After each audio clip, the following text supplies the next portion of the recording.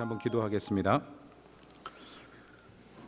참 좋으신 하나님 감사드립니다.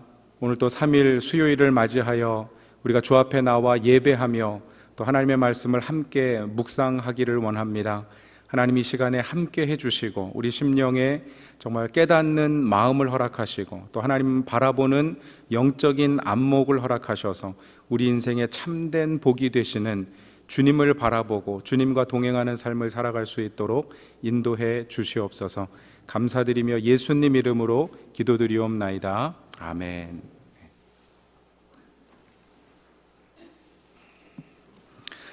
네. 여러분 교재를 참조하시면 되겠고요. 여러분 교재 보시면 앞에 질문과 그 메모하는 칸이 있는 부분이 있고 또 뒤에 보시면은 제 설교 원고 풀스크립션을 다 드렸습니다. 그래서 설교 원고를 드린 이유는 집에 가서 읽어보라고 드리는 거거든요. 그래서 설교하실 때는 앞에 있는 칸을 보셔도 되겠고 아니면 참조하셔도 되긴 될 텐데 여러분 화면을 보시고 내용을 좀 진행해 나가도록 하겠습니다. 앞으로 6주간 우리 베델 가족반에서 진행하게 될 성경 공부를 같이 하려고 하는데요. 그래서 오늘은 첫 번째 시간으로 하나님은 복이시라 라고 하는 제목으로 말씀을 나누고 두 번째 시간에는 복이 되신 그리스도, 세 번째는 성령이 주시는 복, 그래서 은혜와 은사에 관해서 살펴보려고 합니다. 위에 세 가지는 아시는 대로 우리가 하나님, 예수님, 성령님 이렇게 삼위일체에 관해서 다루게 되고요.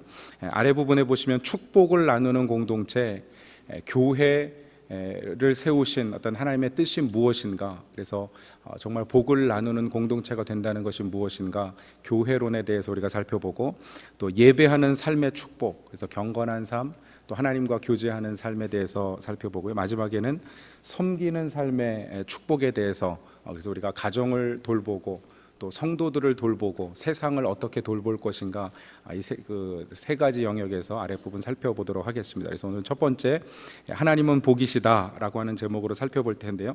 여러분 복이 무엇입니까?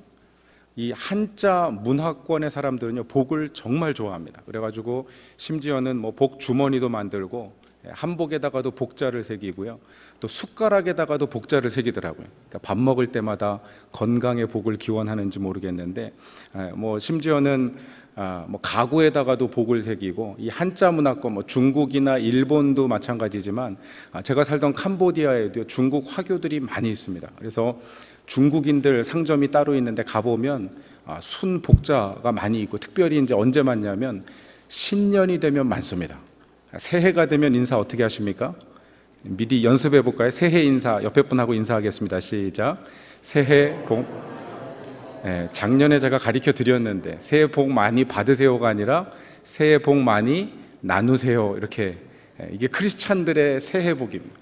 여러분 인사할 때도 복을 기원하는 것이 한자 문화권, 특별히 한국 사람들도 복을 참 좋아하는데 어느 정도 좋아하냐면요, 여러분 종이에 숫자를 적어가지고 맞으면 돈을 받게 되는, 그것을 영어로는 이제 로터리라고 합니다. 그럼 보면 한국말로는 뭐라 그럽니까? 우리 한국에서는 복권이라고 얘기를 합니다. 원래 이 로터리라고 하는 LOT라고 하는 LOT라고 하는 것은 중세 영어에서 온 단어인데 이게 LUCK, 행운이라고 하는 뜻을 가지고 있습니다. 그러니까 정확하게 번역하려면 로터리는 행운권 이렇게 해야 되는데, 왜냐하면 그게 누가 맞을지 모르는 것이기 때문에 마치 이걸 사면 복을 얻는 것처럼 복권이라고 이야기하는 것만 봐도 이 한국 사람들의 정신세계를 지배하는 복, 그것이 무엇인가를 가늠해 볼 수가 있습니다. 그럼 뭐가 복이라고 생각하냐면요, 일확천금의 불로소득을 얻는 것을 복이라고 생각하는 거예요. 그러니까 그걸 복권이라고 이해하는 것입니다. 여러분 과연 진정한 복이 무엇인가 우리가 생각을 해봐야 되는데, 원래 이 한문의 한자의 복이라고 하는 단어는 이게 볼시자로 현대 그 한자에선 쓰지만 원래 옷의자를 사용했다고 합니다. 그래서 옷의자에 한일자에 입구자에 받전자, 그러니까 축복, 복이라고 하는 단어를 고대 이 한자가 만들어질 때는 어떻게 이해했냐면요, 옷 입을 만한 옷이 있어서 등 따시고 잎 하나 건사할, 풀칠할 전답이 있으면, 밭 한마직이 있으면은 그게 복이라고 생각했던 것입니다. 가장 필요한 의식주를 해결하는 것, 그것을 복이라고 생각했다는 것이죠. 이것이 굉장히 검소하고 아주 소박한 복의 개념인 것 같은데요, 문제는 결국은 물질적인 것을 복으로 생각한다는 것이 문제입니다.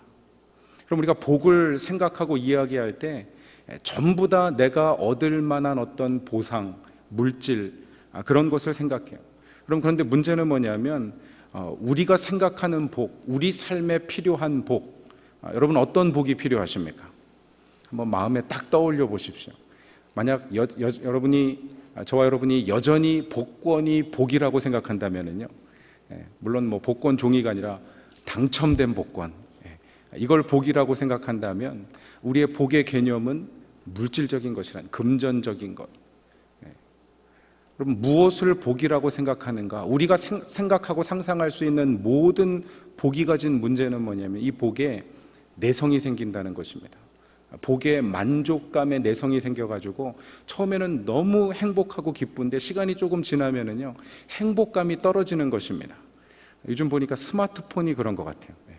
전화기 새로 나와가지고 6, 7 넘버가 올라가가지고 새 거 딱 사면은요, 사용하는 사람들이 굉장히 어깨가 막 이렇게 펴지고 목이 고다지더라고요. 꺼내가지고 막 이렇게 자랑하듯이. 제가 보니까 제가 뭐 이렇게 아주 좋은 핸드폰 사용하시는 분들 보니까 그런데, 여러분 그 핸드폰도 몇 개월 사용하다 보면은요, 또 새로운 제품이 나옵니다. 요즘 보니까 거의 6개월, 8개월마다 새 제품이 나오고 1년 지나면은 구형 모델이 되기 시작하고요.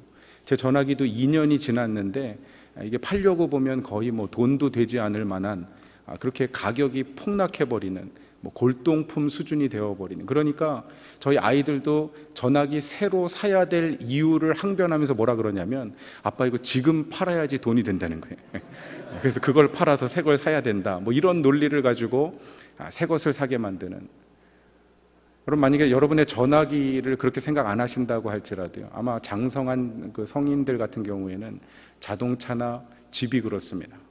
새 집, 새로운 자동차, 새로운 TV를 사도 일정 기간이 지나고 신제품들이 쏟아지기 시작하면요, 다른 기능들이 있는 것을 보면 또 다른 것을 사고 싶은 것이 물질적인 복이라고 하는 것입니다. 그럼 제가 2002년부터 캄보디아 이렇게 선교 여행을 다니기 시작하고 2004년도에 저희가 선교사로 캄보디아 들어갔는데요, 처음에 캄보디아 들어갔을 때는요, 사람들이 이런 집에 살고서도, 나무집, 정말 이렇게 나무 엮어가지고 사는 집에 살면서도 스스로 자기를 행복하다 그랬습니다. 물어볼 때 행복하냐, 행복하다. 왜 행복하냐?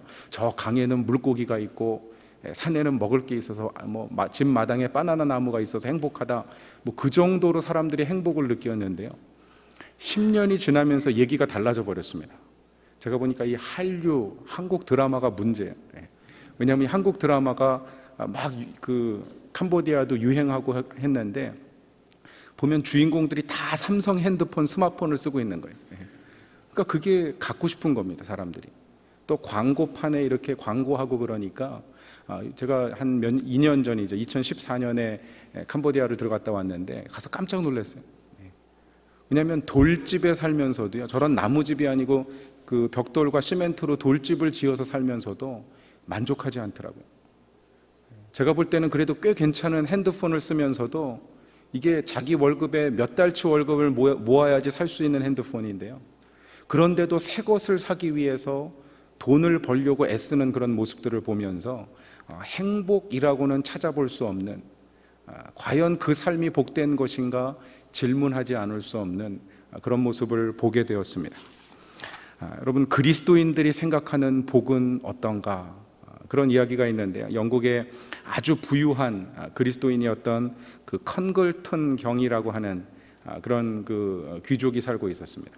어느 날 이렇게 잠시 나가서 보니까 하인, 그 여자 중에 한 하녀가 부엌에서 접시를 닦다 말고 중얼중얼거리는 거예요. 근데 가만히 들어보니까 뭐라 그러냐면, 에이, 5파운드만 생겼으면 정말 좋겠다, 5파운드만 있었으면 좋겠다, 그러면서 설거지를 하고 있는 거예요. 이 컨글턴 경이 그 하녀를 불러다가 물어봤습니다. 정말 5파운드만 있으면 행복하겠는가? 그랬더니 정말 5파운드만 있으면 행복하겠다고. 그래가지고 그럼 내가 5파운드를 줄 테니까 다시는 그 소리 좀 하지 말고 불평하지 말고 일하게나. 그랬더니 이 하녀가 너무 좋아가지고요, 5파운드를 받아 들고 그날 오후가 돼가지고 컨글턴경이 잠시 그 오후에 이제 산책을 나가려고 뒤뜰로 나가는데 보니까 그 하녀가 거기서 뭐 그 뒷마당 일을 하면서 뭐라 그러냐면, 에이씨 아까 10파운드라 그럴걸 그랬다는 것입니다. 5파운드를 받고도요 만족하고 감사하고 기쁨이 없는 것이, 그게 사람의 모습이라는 거예요. 여러분, 물질적인 복은 이렇습니다. 그럼 아마 이 땅에서 가장 많은 물질적인 복을 누렸던 사람이 솔로몬일 텐데요, 여러분, 솔로몬은 하나님께서 지혜를 주셔서 많은 학문을 연구하고 전도서에 보니까 많은 책을 지었고요, 그런 부귀와 영화를 누렸고 또 성전과 왕궁을 짓고 아주 복된 삶을 누렸습니다. 세상에서 누릴 수 있는 그야말로 모든 복을 누려봤던 사람이에요. 만약 여러분이 아직도 후궁 삼촌을 두는 것이 복이라고 생각한다면, 그런데 이 솔로몬이요, 정말 모든 것을 누려봤던 그가 마지막에 뭐라고 이야기하냐면, 우리 같이 한번 읽겠습니다. 시작. 은을 사랑하는 자는 은으로 만족함이 없고 풍부를 사랑하는 자는 소득으로 만족함이 없나니 이것도 헛되도다. 이것이 지혜자의 고백이었습니다. 물질로도, 세상에서 얻을 수 있는 어떤 명예로도, 사람들에게 인정받는 것으로도, 아니 심지어는 어떤 내가 그토록 구했던 뭐 인간 관계를 통해서도 거기에 진정한 평안과 복이 없다는 것입니다. 그럼 복의 개념이 바뀌어야 됩니다. 정말 성경적으로 무엇이 복인지를 깨닫고 우리가 그 복을 구하고 그 복에 만족해야만 하나님을 바로 알 수 있고 바른 신앙생활을 할 수 있는 것입니다. 여러분, 그리스도인들도 복의 개념이 크게 다르지 않은 것 같습니다. 한국에서 기독교 서점에서 가장 잘 팔리는 선물 중에 하나가 성구액자라 그래요. 왜냐하면 개업 선물, 이사 선물, 성구액자를 주는데 그 성구액자에 들어가는 성구가요 몇 구절 안 된답니다. 거의 다 똑같은 구절이에요. 욥기 8장 7절 무슨 구절입니까? 내 시작은 미약하나 내 끝은 심히 창대하리라. 여러분, 이게 축복입니까? 아니, 욥이 고난받고 있을 때 수아 사람 빌닷이 욥을 비아냥거리면서 저주하면서 훈계하면서 한 이야기인데, 그럼 또 한 구절은 뭐냐면 사무엘하 7장 29절의 말씀인데요, 여호와께서 주의 은혜로 종의 집을 영원히 복받게 하옵소서. 그러니까 복받고자 하는 어떤 그런 축복의 마음을 담아서 물론 선물하고 받겠지만, 여기에서 이야기하는 복, 이런 성구액자를 받는 사람들이 마음에 품고 있는 복이라는 것이 결국은 땅에서 잘 되고 사업에서 많은 수익을 남기고 물질적으로 번영하는 그런 복을 구하는 것이 문제라는 것입니다. 물론 성경에서 물질적인 복을 이야기하지 않은 것은 아닙니다. 하나님께서 아브라함을 불러서 복 주셨다고 성경은 이야기하고 있습니다. 여러분, 이 아브라함은 보니까요 하나님의 음성을 듣기 이전에도 복받은 사람이었습니다. 여러분, 창세기 12장 5절 말씀 같이 한번 읽겠습니다. 시작. 그래서 모은 모든 소유와 얻은 사람을 이끌고 가나안 땅으로 가려고 일어났다, 이렇게 이야기하는데요, 여러분, 하란에서 소유를 얻었고 사람들을 얻었다, 이렇게 이야기하는데, 유대교 전승에 따르면은요 이 아브라함의 아버지 데라는 우상 깎는 자였다, 이렇게 이야기를 합니다. 갈대아 우르에서 우상을 깎다가 그가 하란에 이르렀는데, 이 하란이라고 하는 도시는요 그 당시에 아시리아와 이집트, 애굽, 히타이트 제국과 여러 주변 제국들의 교역을 중개하던 도시였습니다. 그러니까 대단히 부유한 도시였고 많은 민족들이 모여 사는 도시였는데요, 각기 자기 신을 섬기는 그런 도시였습니다. 그러니까 이런 도시에서 돈 제일 잘 벌 수 있는 사람이 누굴까요? 우상 깎는 사람이겠죠. 아마 데라는 단단히 한몫을 챙겼던 것 같습니다. 그 당시 어떤 문화를 생각할 때 아버지 데라의 직업을 이어받은 아브라함도 당연히 어떤 큰 재산을 모을 수 있었던 것 같습니다. 종까지 얻었다, 성경은 이야기하고 있는데요, 그렇게 많은 복을 누렸던 아브라함에게 하나님께서 나타나셔서 이렇게 말씀하시죠. 우리 같이 한번 읽겠습니다. 같이 읽겠습니다. 시작. 여호와께서 아브라함에게 이르시되 너는 너의 본토 친척 아비집을 떠나 내가 내게 지시할 땅으로 가라. 내가 너로 큰 민족을 이루고 내게 복을 주어 내 이름을 창대케 하리니 너는 복의 근원이 될지라. 땅의 모든 족속이 너를 인하여 복을 얻을 것이니라 하신지라. 아멘. 우리가 종종 아브라함이 큰 믿음으로 이 하나님의 말씀을 듣고 순종해서 나갔다, 물론 맞는 말입니다. 아브라함이 알지 못하던, 하나님을 전혀 모르던 상황에서 하나님께서 하신 이 말씀을 붙잡고 믿음으로 순종해서 가나안 땅으로 나갔습니다. 하란이라고 하는 풍요하고 어떤 복받은 도시를 떠나서, 그 당시에 가나안은 그야말로 광야였고 많은 어떤 문명이 발전되지 않은 그런 땅이었음에도 불구하고 그 땅으로 나갔습니다. 그런데 아브라함의 마음속에 있었던 첫 마음은요, 아마도 땅을 주시고 많은 후손을 통해서 큰 민족을 이루게 하실, 복의 근원이 되게 하실 그 하나님을 붙잡고 그 땅에 나아갔는지 모르겠습니다. 여러분, 그런데 존 스토트 목사님이 이 아브라함의 축복을 연구하면서요, 그런 지적을 하세요. 실제로 아브라함이 받았던 복이 무엇이냐? 아브라함에게 많은 자손을 주시겠다고 했는데 자식을 몇 주셨습니까? 자식이 몇 명이었습니까? 대답 잘 하셔야 됩니다. 존 스토트 목사님은 아들 하나 주셨다 이렇게 얘기했는데 사실은 아들을 8을 주셨습니다.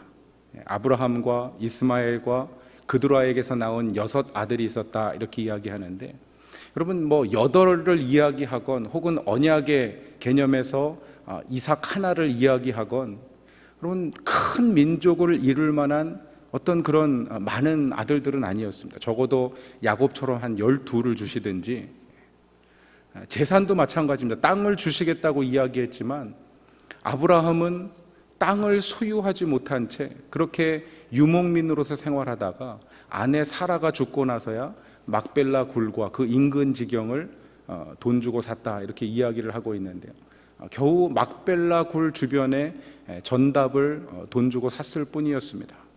그런데 존 스토트 목사님이 뭐라고 지적을 하냐면요, 아브라함에게 주신 진정한 축복은 그 땅과 자손을 약속하신 하나님을 알고 믿게 되는 것이었다.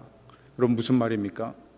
땅이나 자손이 축복이 아니라 그 땅과 자손을 약속하시고 역사를 통해서 이루어 가시는 하나님이 복이라고 하는 사실입니다.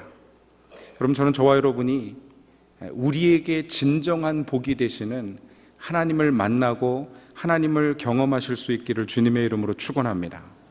여러분, 하나님이 아브라함을 통해서 하시고자 했던 것은요, 단지 이스라엘 땅의 어떤 지경을 넓히고 많은 민족을 주시는 것, 그것 자체가 목적이 아니라 이 땅의 모든 민족이 그 아브라함과 후손들에게 주신 축복을 통해서 살아계신 하나님을 깨닫고 만나고 경험하기를 원하셨던 것입니다.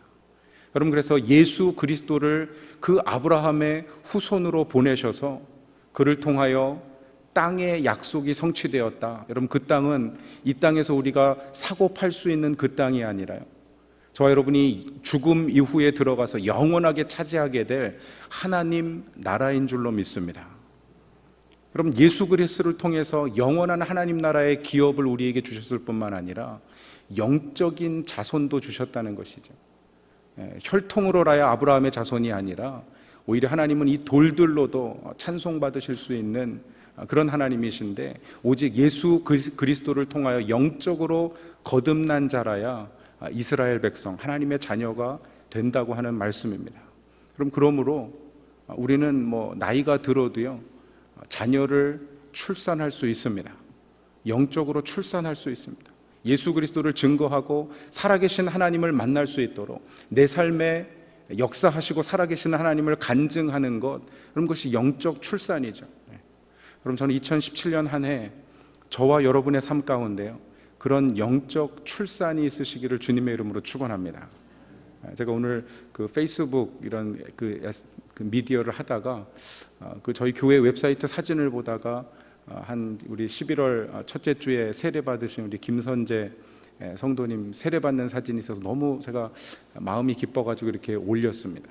왜냐하면 이분이 저희 교회에 오래 출석하셨더라고요. 한 15년 가까이를 출석하셨는데 하도 뭐 교회 문제도 많고 뭐 그래가지고 세례도 안 받으신 거예요. 그냥 예배만 잠시 오시고.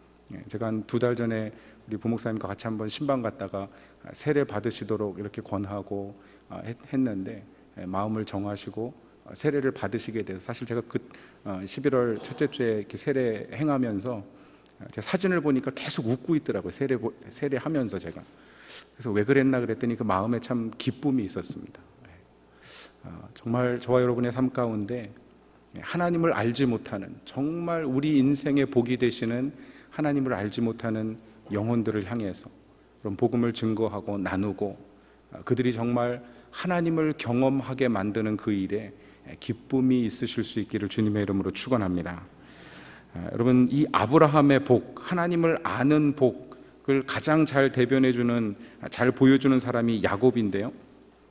여러분, 아브라함의 자손 중에서 하나님이 복이라고 하는 사실, 하나님의 복을 가장 사모하고 간구했던 사람이 바로 야곱이었습니다. 여러분, 야곱에게는 쌍둥이 형이 있었습니다. 에서라고 하는. 이 에서에게 불과 몇 분 차이로 장자의 권리를 빼앗겼는데, 그 당시에 재산은 장자에게 상속했던 문화를 놓고 생각하면은요, 이건 정말 보통 억울한 일이 아니죠.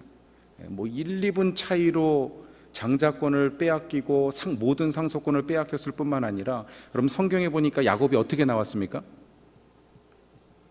형 에서의 발꿈치를 잡고 줄줄이 연결해 가지고 나왔는데, 그게 동생으로 인정이 돼 가지고 아버지의 장자의 축복을 받지 못하는, 그럼 그가 결국은 아버지를 속이고 형을 속이고 나서 장자의 축복을 받게 되는데, 이 일로 인해 가지고 형 에서가 분노하게 됩니다. 그래서 내가 아버지 이삭이 죽고 나면 내가 야곱을 죽이겠다고 에서가 하는 이야기를 듣고 이 어머니가 외삼촌 그 밧단 아람에 있는 라반의 집으로 야곱을 피신시킵니다. 여러분, 야곱은 그 밧단 아람에 가서도요, 물질적인 복이 복이라고 생각했어요. 그래서 그 복을 구하기 위해서 외삼촌 라반의 양떼를 치면서도 자기 재산을 챙기면서 치부했습니다. 그러니까 그 라반의 아들들이 볼 때 보니까 야곱의 재산만 늘어가는 것이 못마땅하니까 이거 안 되겠다, 그런 모의하는 소리를 듣고 야곱이 야반도주를 하게 되는 것이죠. 그럼 야곱이 야복강을 지나면서 고향으로 돌아가는 길에 가족 자기 재산과 아내들과 아들들을 다 먼저 보내고 야복강가 이편에 남아서 기다리는데 한 사람이 나타나게 됩니다. 뭐 성경이 왜 어떻게 전혀 설명하고 있지 않은데 갑자기 그 사람하고 씨름을 하게 돼요. 그럼 씨름을 하다가 환도뼈가 위골이 되어 가지고, 그러니까 굉장한 고통과 어떤 참 그 고난 가운데 야곱이 그 사람에게 뭐라고 얘기하냐면요, 우리 같이 한번 읽겠습니다. 시작. 가에서 만난 사람과 씨름하며 그가 이르되 날이 새려하니 나로 가게 하라. 야곱이 이르되 당신이 내게 축복하지 아니하면 가게 하지 아니하겠나이다. 아니, 지금 환도뼈가 위골이 되어 가지고 아파 죽겠는데요, 또 날이 새고 이 사람은 떠나겠다고 노라 그러는데 끝까지 붙잡고서 뭐라고 얘기합니까? 나를 축복하라는 것입니다. 여러분이 길 가다가 야곱 만나면 모르겠어요, 붙잡고서 나를 축복하지 않으면 못 간다, 이렇게 얘기할지 모르겠습니다. 제가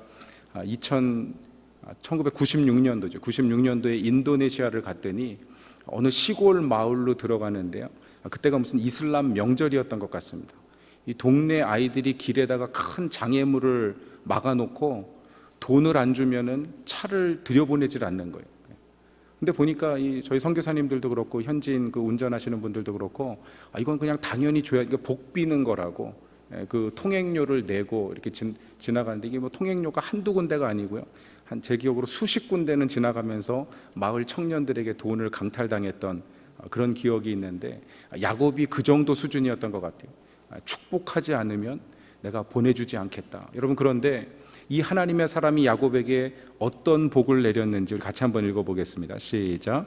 그가 이르되 내 이름을 다시는 야곱이라 부를 것이 아니요 이스라엘이라 부를 것이니 이는 내가 하나님과 및 사람들과 겨루어 이겼음이니라. 모르겠습니다. 야곱의 생각에 무엇을 복이라고 생각하고 구했는지. 그런데 이 사람은요, 새 이름을 복이라고 말하면서 복을 빈 것입니다. 만약 여러분이 하나님께 무엇인가 필요한, 내게 간절한 복을 구하는데 하나님이 그저 새 이름을 여러분에게 주셨다고 하면 그걸 복이라고 말할 수 있겠는가? 그럼 이미 여러 차례 말씀드렸지만 여러분, 이 이스라엘이라고 하는 단어는 사라아라고 하는 단어에서 온 것입니다. 여러분, 사라아가 무슨 뜻이라고요? 그가 싸우다 혹은 그가 투쟁하다, struggle, fight 이런 뜻을 가지고 있는데, 이것을 미완료형으로, 다시 말하면 미래형으로 바꾸면 뭐라고 얘기하냐면요, 이스라라고 하는 단어를 사용합니다. 앞에다가 이라고 하는 단어를 붙이는 것인데, 그렇게 되면 그가 싸울 것이다, he will fight or he will struggle, 이런 의미를 갖게 됩니다. 그 뒤에다가 L이라고 하는 단어를 붙이게 되면 그것이 목적어가 아니라 주어가 되는 것입니다. 그래서 이스라엘이라고 하는 이름의 뜻은 히브리어 원어대로 얘기하자면요, 하나님께서 싸우실 것이다, 그런 뜻을 가지고 있어요. 여러분, 야곱은 지금 내가 무엇인가를 얻고 정말 그 투쟁해서 그 소유하기 위해서 그가 평생을 싸워왔던 사람인데, 스스로 싸웠던 사람인데, 이제 하나님께서 내가 너를 위해서 싸워주시겠다고 말씀하신 것입니다. 여러분, 이것이 저와 여러분도 함께 받게 된 복인 줄로 믿습니다. 여러분, 하나님이 야곱 이후에요, 이스라엘이라고 이름하여 불리는 모든 백성들을 위해서 하나님이 싸워주셨습니다. 여러분, 모세가 그렇죠. 이스라엘 백성들과 함께 홍해, 가나안을, 애굽을 출애굽해가지고 이제 홍해를 앞두고 있는데, 그때 뒤에서는 애굽의 군대가 추격해 왔습니다. 그럼 그때 모세가 이스라엘 백성들에게 뭐라고 이야기하냐면, 같이 읽겠습니다. 시작. 여호와께서 너희를 위하여 싸우시리니 너희는 가만히 있을지니라. 여러분, 이 성경에서 싸우다라고 하는 말은 단순히 애굽 군대를 죽인다, 싸운다, 그런 의미가 아니라 이스라엘 백성을 구원한다는 의미를 가지고 있는 것입니다. 하나님이 너희를 위하여 싸우시고 너희를 구원하시겠다고 말씀하고 있는 것이죠. 이것이 이스라엘이라고 하는 이름의 축복인 것입니다. 그럼 이스라엘 백성들이 여호수아의 인도하에 가나안 땅에 들어갈 때도, 가나안 정복을 시작할 때도 여호수아가 이렇게 얘기합니다. 너희의 하나님 여호와께서 친히 너희를 위하여 싸우시리라. 그리고 오랜 시간이 지나서 그가 마지막 임종할 때도요, 이 사실을 다시 한번 확인하고 있습니다. 우리 여호수아 말씀 아래에 있는 거 같이 읽겠습니다. 시작. 너희의 하나님 여호와 그는 너희를 위하여 싸우신 이시니라. 하나님이 우리를 위하여 싸워주시기 때문에, 그 하나님이 우리의 삶을 보호하시고 지키시고 구원하시기 때문에, 여러분, 그 하나님을 만나고 알고 믿는 것이 진정한 복이 되는 것입니다.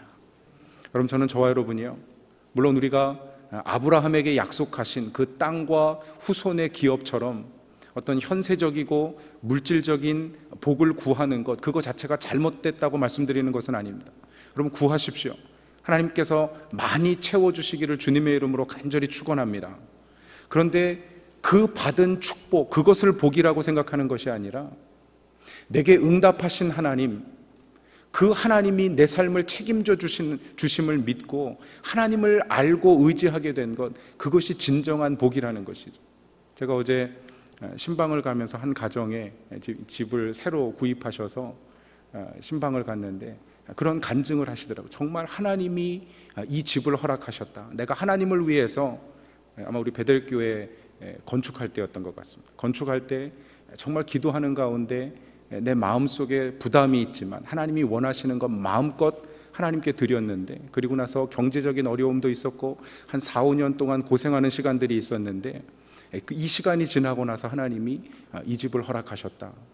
여러분, 그런데 제가 가만히 그 간증을 들으면서요, 제 마음속에도 기쁨이 있었습니다. 왜 그러냐면 집 산 것 때문에 기뻐하는 것이 아니라 하나님이 살아계셔서 그 어려운 시간들 여러 과정을 통해서 응답하시고 역사하신 것을 알고 고백하기 때문입니다. 여러분, 살아계신 하나님을 만나는 것, 하나님이 나와 함께 계신 것, 그것이 진정한 복인 줄로 믿습니다. 여러분, 하나님은 이스라엘 백성들을 위해서 여러 대적들이 침략할 때마다 때로는 왕벌로 싸워주시고요, 때로는 우레로 싸워주시고 초자연적인 방법으로 자기 백성을 구원하기 위해서 싸워주셨습니다. 그럼 무엇보다 죄와 사망의 권세 아래서 영원히 죽을 수밖에 없는 저와 여러분을 예수 그리스도께서 이 땅에서 십자가를 지심으로 말미암아서 사망의 권세를 가진 사단의 그 권세를 대적해서 싸우시고 저와 여러분에게 영원한 생명을 허락하신 줄로 믿습니다. 여러분, 이것이야말로 우리에게 가장 큰 은혜요 축복인 것입니다. 여러분, 예수 그리스도의 복음을 통해서 또 살아계신 하나님을 만나고 여러분, 하나님이 우리의 복 되심을 고백하실 수 있기를 주님의 이름으로 축원합니다. 여러분, 다윗이 그런 사람이었죠. 오늘 읽은 본문 시편 16편 말씀에 보면 그럼 다윗은 많은 고난을 경험했던 사람입니다. 우리가 지난 한 1년여 가까이 사무엘상 말씀을 쭉 살펴봤는데요, 사무엘상 18장부터 31장까지 사울이 죽음에 이르기까지 여러분, 다윗은 광야에서 산에서 이방 민족들 가운데 도피하면서 사울의 어떤 위협을 피해서 도망자의 삶을 살아야 했습니다.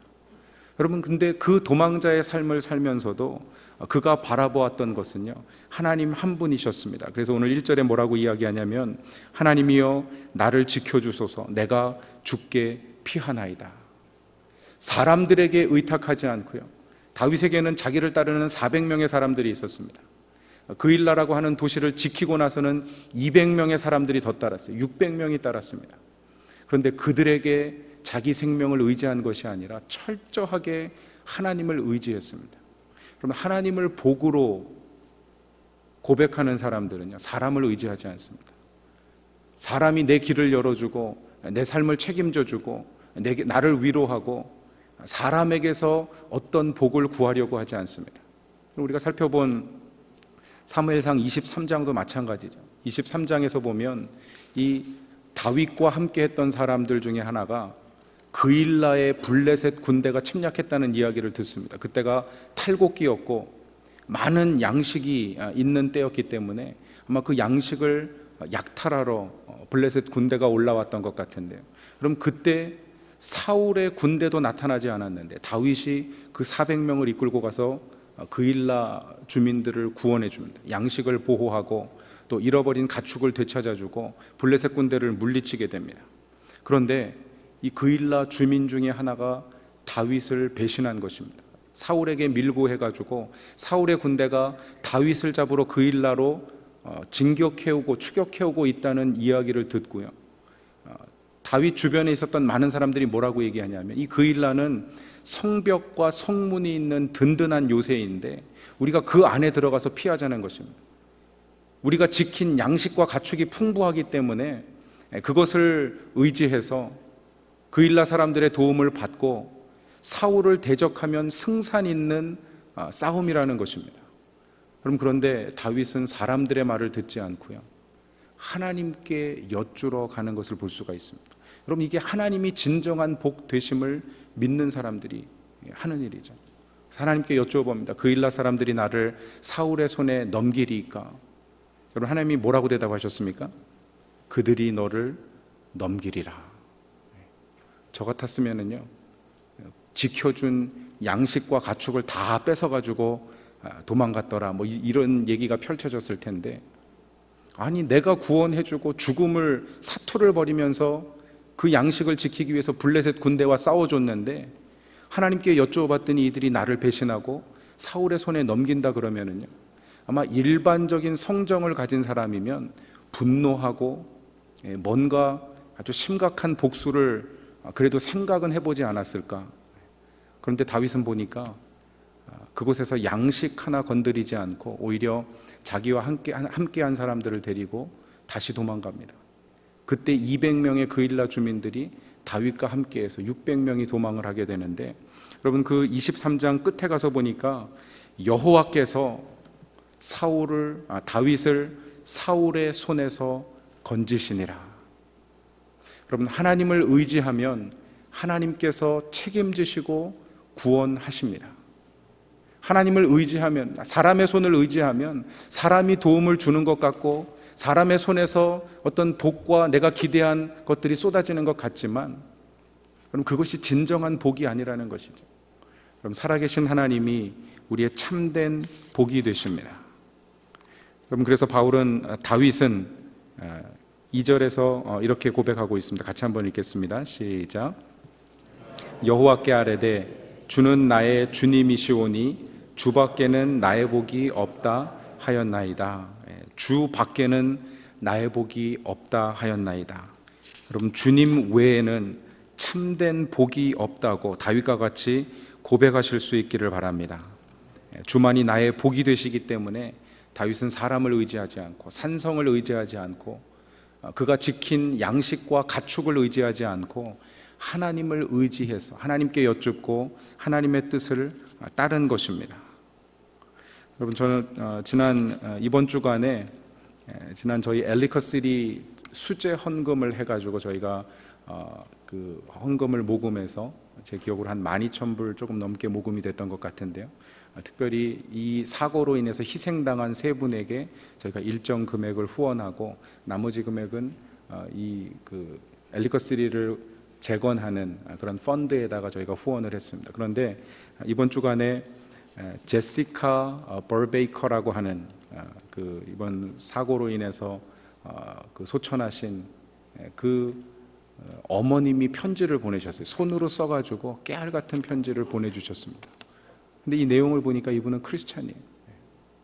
내가 딸이 죽고 나서 또 손녀딸이 이 사라라고 하는 손녀딸이 10살인데 하나님께 끝도 없이 물었습니다. Why? WHY를 대문자로 하이픈 그어가지고 쓰셨어요. Why 하나님? 왜 내 딸이 죽어야 됩니까? 끝도 없이 물었습니다. 그런데 지금 일어난 이 일, 하나님께서 허락하신 이 일, 이것을 내가 받아들여야 된다고 하는 사실을 깨달았습니다. 왜냐하면 이 일이 하나님의 허용하심 가운데 God allowed it happened. 하나님께서 허용하셨기 때문입니다. 그리고 결국은 우리가 마지막 때가 되면 그 하나님의 나라에서 내 딸을 만날 것을 알기 때문입니다. 우리 사라가 엄마에게 많은 사랑을 받았고 엄마를 많이 사랑했는데 이 딸도 왜라고 하는 질문을 가지고 살아갈 텐데 나는 내 손녀가 하나님 알기를 원합니다. 기도해 주십시오. 여러분, 사라 벌베이커라고 하는 돌아가신 제시카 벌베이커의 딸 10살인데요. 정말 하나님 아는 것이 이 할머니의 기도 제목이고 소원인 이유는요, 하나님이 참된 복, 우리가 가지고 있는 WHY라고 하는 왜라고 하는 질문에 답이 되시기 때문입니다. 여러분, 사랑하는 사람을 갑작스럽게 잃고 정말 성공할 것 같았던 사업이 갑자기 기울어지고 우리 인생에 당하는 많은 위기와 고난 가운데 그럼 우리가 인내하고 하나님을 바라볼 수 있는 이유가 있다면요, 하나님이 진정한 우리 삶의 복이 되시기 때문입니다. 그럼 다윗은 그렇게 묻고 있습니다. 그 이외에 무엇이 필요한가? 그 하나님을 예배하지 않고 다른 신을 섬기는 자들에게는 괴로움이 더할 것이라. 우리 4절 말씀을 같이 한번 읽겠습니다. 시편 16절 4절 말씀입니다. 시작. 다른 신에게 예물을 드리는 자는 괴로움이 더할 것이라. 나는 그들이 드리는 피의 전제를 드리지 아니하며 내 입술로 그 이름도 부르지 아니하리로다. 내가 우상은 내 입술로 그 이름도 부르지 않겠다. 내가 하나님 이외에 나를 만족시키고 내게 기쁨을 주고 내게 행복을 줄 것이라고 생각하며 숭상했던, 그럼 그것이 재물이건 명예이건 자식이건 건강이건 아니면 정말 이 땅에서 사람들이 신이라고 생각하면서 숭배하는 그 어떤 우상이건 내가 내 입술로 그 이름도 부르지 않겠다. 내 마음에 두지 않겠다. 왜냐하면 하나님이 나의 복이 되시기 때문이라고 다윗은 고백하고 있는 것입니다. 그럼 저는 이러한 고백이 저와 여러분의 삶 가운데도 있기를 주님의 이름으로 간절히 축원합니다. 그럼 뒷부분은 이미 여러분들은 다 공부하신 거기 때문에 제가 설교했던 부분이기 때문에 넘어가겠습니다. 우리 그 에베소서 1장 3절 말씀 같이 한번 읽어볼까요? 시작. 찬송하리로다 하나님 곧 우리 주 예수 그리스도의 아버지께서 그리스도 안에서 하늘에 속한 모든 신령한 복으로 우리에게 복 주시되. 여러분 그 바울은요 이 사실을 누구보다 잘 알고 있었습니다. 고난이 하나님을 향한 우리 어떤 영적인 관점, 하나님과의 관계를 망가뜨릴 수 없다는 사실. 그럼 바울은 로마의 감옥에 있었습니다. 그리고 에베소의 성도들에게 편지하고 있었습니다. 무슨 중범죄를 지어가지고 감옥에 있었던 게 아니고요, 오해받아가지고. 그럼 그가 예루살렘으로 올라가면서 드라비모라고 하는 이 에베소 출신의 헬라인 성도를 데리고 올라갔는데, 시내에서 바울을 봤던 유대인들이요, 그가 성전에 들어온 것을 보고 드라비모도 데리고 들어온 줄 알고, 사실은 그게 아닌데 그를 고소해가지고 옥에 갇히고 그가 상소해가지고 로마의 감옥에까지 가게 되었는데, 여러분 에베소 교회 드라비모 사건으로 인해서 많은 의혹과 상처를 받았을 그 교회 편지하면서 가장 먼저 뭐라고 얘기하냐면요, 찬송하리로다. 감옥에서 상처받은 성도들을 향해서 찬송하리로다. 그럼 저는 이것이 저와 여러분의 입술의 열매가 되실 수 있기를 주님의 이름으로 축원합니다. 어떤 상황에서도요, 내가 상처받고 고통스럽고 다 잃은 것 같고 더 이상 소망이 없는 것 같은 그 순간에도 여러분 우리 입술에서 찬송이 터져난다면요, 하나님께서 역사하시고 함께 하실 줄로 믿습니다. 그럼 그런데 이 찬송하리로다 원래 무슨 뜻이라 그랬습니까? 율로게토스라고 하는 단어를 쓰는데 이건 명사형이고, 율로기아, 율로게사스 같은 단어를 3번 사용했는데 2번은 복이라고 번역을 하고 한 번은 찬송하다라고 번역했습니다. 사실은 조금 번역이 조금 이렇게 의역돼 가지고 번역이 된 것인데요, 원래 율로게토스 호테오스라고 하는 말은 같이 한번 읽겠습니다. 시작. 하나님은 복이 되시도다. 하나님은 복이 되시도다. 여러분 이것이 사도 바울의 고백이었습니다. 로마의 감옥에서 에베소 교회를 향해서 편지하면서 앞에 인사말 쓰고 수신자와 자기 발신자를 밝히고 인사말을 쓰고 바로 나오는 첫 번째 단어가 율로게토스, 복이 되시도다, 호테오스, 우리 하나님은 복이 되시도다 라고 고백하는 것입니다. 여러분 동일한 고백이 저와 여러분에게도 있기를 주님의 이름으로 축원합니다. 하나님이 복 되심을 알아야 됩니다. 여러분 그런 이야기가 있는데, 어느 한 회사에서 농장을 경영하려고 루이지애나에 있는 큰 땅을 이렇게 매입하게 됐습니다. 그런데 이게 너무 큰 땅이고 비용이 많이 드니까 융자를 받기 위해서 이렇게 융자 회사에다가 융자를 신청하면서 필요한 서류를 변호사가 정리해가지고 보냈는데, 그 중에 하나가 뭐냐면 이 등기부 그 땅의 히스토리죠. 이 등기 역사를 쭉 조사해가지고 보내야 되는데 1803년까지 거슬러 올라가가지고 이 땅의 소유주가 누구였는지 등기를 다 조사해서 융자를 받기 위해서 보냈습니다. 그 주정부에다가. 그런데 이 주정부에서 어떤 편지가 날라왔냐면, 귀사에서 등기부 증명서를 1803년까지만 조사해서 보냈는데 우리가 마지막 융자를 최종 허가하기 위해서는 그 이전에 그 소유권 조사도 조사서가 첨부돼야 됩니다. 그것도 보내주십시오. 이 변호사가 가만히 그 편지를 보니까 좀 기가 막힌 거예요. 1803년까지 그 이전 거를 가져오라 그러니까, 그래서 이 변호사가 조사를 하기 시작했습니다. 그리고 나서 그 주정부에다가 뭐라고 편지를 보냈냐면 이런 편지를 보냈어요. 위 소재지의 등기부 조사에 관한 서신을 받고 이제 모든 조사를 마쳤습니다. 미국에서 조금이라도 교육을 받은 사람이라면 루지애나는 1803년 미국이 프랑스로부터 구입했다는 사실을 알 수 있을 것입니다. 프랑스는 이전에 스페인과 싸워서 지배권을 확보했습니다. 스페인은 1492년 크리스토퍼 콜럼버스가 이사벨라 여왕의 후원하에 이 땅을 정복하고 지배권을 갖게 되었습니다. 이사벨라 여왕은 이 탐사 여행의 자금을 대기 위해서 자신의 보석을 팔았고 로마 교황의 축복을 받아서 이 땅의 소유권을 교황에게 돌렸습니다. 그리고 아시다시피 교황은 하나님의 아들이신 예수 그리스도의 대사입니다. 그리고 그 하나님께서 이 땅을 만드셨습니다. 그러므로 미 합중국의 루지아나라고 불리는 땅 역시 창조주이신 하나님께서 최종적인 소유권을 가지고 계십니다. 이상의 토지 소유권에 대한 조사가 필요한 모든 서류를 만족할 수 있기를 바랍니다. 이렇게 편지를 보낸 거예요. 아마 이 편지를 받아든 주정부에서 기가 막혔을 거예요. 결론은 무슨 말입니까? 이 땅의 소유주가 누구라고요? 하나님이라는 거예요. 저는 이야기를 읽으면서 그렇구나, 저와 여러분이 소유하고 있는 모든 것의 주인은 하나님이십니다. 저와 여러분이 누리고 있는 어떤 우리가 복이라고 생각하는 물질적인 현세적인 그것이 복이 아니라요, 그것을 주신 하나님이 우리 인생의 참된 복이 되십니다. 여러분, 그 주님을 붙잡고 그 주님을 증거하는 삶을 사시기 바랍니다. 여러분, 시편 기자는 하나님이 복이 되심을 노래하면서 이렇게 고백하고 있습니다. 우리 같이 한번 읽겠습니다. 시작. 하나님께 가까이 함이 내게 복이라. 내가 주 여호와를 나의 피난처로 삼아 주의 모든 행적을 전파하며. 하나님을 가까이 함이 내게 복이라. 하나님이 복되시기 때문에, 그리고 그 하나님의 행적을 내가 온 세상의 모든 사람에게 알게 하리이다. 여러분, 이것이 성도들을 향한 하나님의 기대요, 하나님의 소원인 것입니다.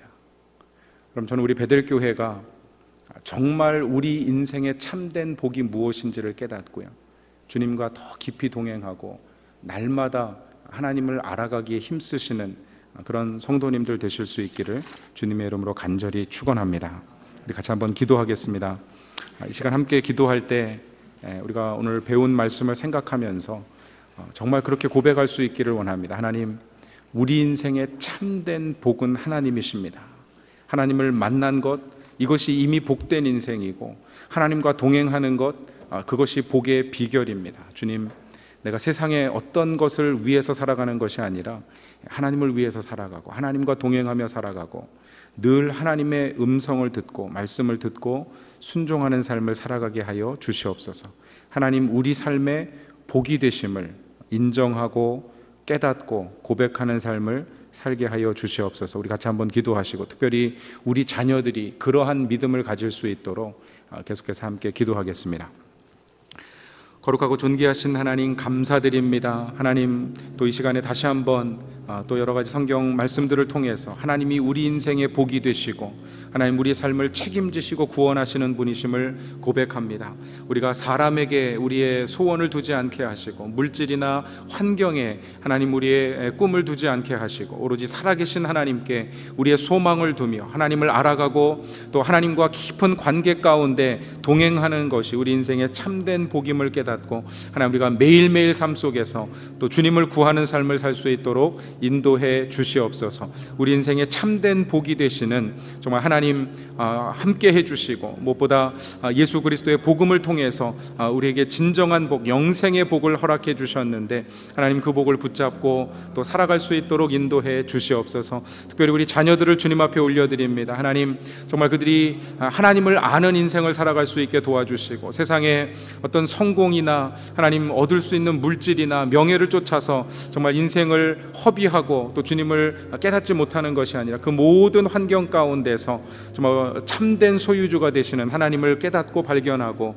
정말 주님이 우리의 인생에 온전한 복이 되심을 하나님 인정하며 또 우리에게 행하시는 많은 은혜와 축복을 간증하고 고백하여 주변의 많은 사람들로 하여금 살아계신 하나님, 참된 복의 근원이 되시는 하나님을 만나게 하는 정말 증인과 증거자의 삶을 살아갈 수 있도록 은혜를 더하여 주시옵소서. 감사드립니다. 주님, 거룩하신 하나님, 이 시간에 예수 그리스도의 복음으로 주의 은혜의 보좌 앞에 나갈 수 있는 복을 주신 것 감사드립니다. 우리가 하나님을 알고 하나님을 믿고 또 하나님의 뜻을 쫓게 된 것이 은혜요 복인 줄로 믿습니다. 우리의 참된 복이 되신 하나님을 바라보며 남은 인생도 살아갈 수 있도록 도와주시옵소서.